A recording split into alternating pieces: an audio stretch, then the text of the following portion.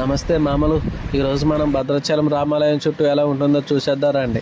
ఇదిగో మేమైతే భద్రాచలం రామాలయం ప్రాంగణంలోకి వచ్చేసాం. ఇదిగో ఇక్కడ మీరు చూస్తున్నారా, ఈ గ్రీన్ కలర్లో ఉన్నదంతా భద్రాచలం రాముని దర్శించుకోవడానికి వచ్చినప్పుడు క్యూలో వేచి ఉండటం కోసం తయారు చేసింది. ఇదిగోండి, ఇదైతే భద్రాచలం రాముని దర్శించుకోవడానికి ఇంకొక దారి అనమాట. ఇలా మీరు కింది నుంచి ఇలా కిందికి దిగి స్ట్రైట్గా వెళ్ళిపోతే అక్కడ మీకు గోదావరి వస్తుంది. అక్కడ స్నానం చేసి వచ్చి రాముని దర్శించుకోవాలి.